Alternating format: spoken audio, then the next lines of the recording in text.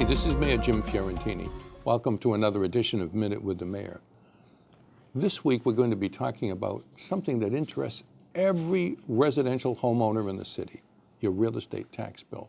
I want to explain it a little bit. Every year at this time, the City Council sets the tax rate. That rate multiplied by the value of your home determines your tax bill. For several years, the tax rate went down, and last year the tax rate stayed level. But that doesn't mean that your tax bill went down. Remember, the tax bill, the only thing we really care about as homeowners is a multiplier of the rate times the value. If values go up, the rate can still go down, but your bill still goes up. This year, residential values are up. Single-family home values are up by about 6% on average.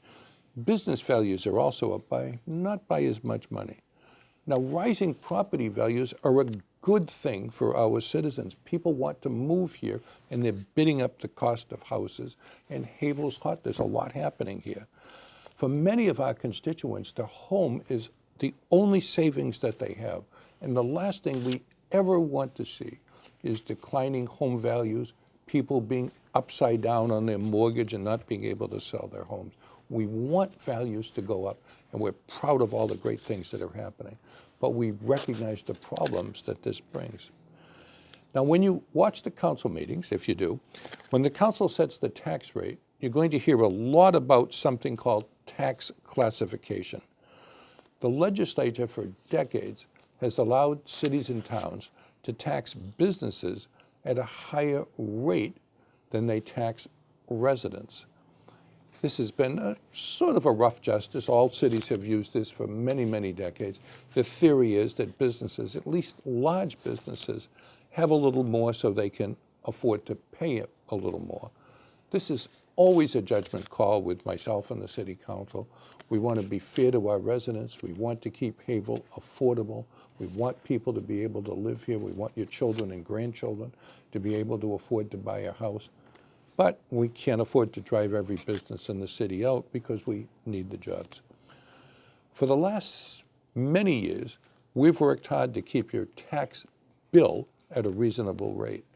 Our average single-family residential tax bill in the city right now is one of the lowest in Essex County, and it's well below the state average. It was higher than the state average when I took office, and today it's well below.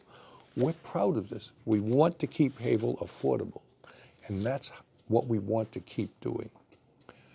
We keep Haverhill affordable not by fiddling around at the tax rate time, it's too late then, but by not spending every dollar that we have and not taxing you to the maximum level we can tax you at. Now, you've all heard about what's called Proposition 2.5. That's a little more complicated than you think, but that means basically that the total overall tax bill, if you think of all the taxes in the city in a big pie chart or a big circle, that total circle can go up by a maximum of 2.5% per year. That doesn't mean your taxes will go up by 2.5%. They might go up by more or less. But the total levy, the total chart, can go up by a maximum of 2.5%. For the last 3 years, we've raised taxes by less than that 2.5%. The fancy word for that is taxing below the levy limit.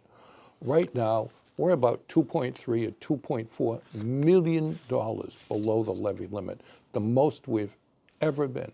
This saves every single residential homeowner in the city money. Your taxes would be a good deal higher if we taxed to the maximum that we could tax. When we set the bill this year and when we do the budget for next year, we're going to keep doing everything we can to hold the line on spending and to keep your bill reasonable so Haverhill can remain affordable.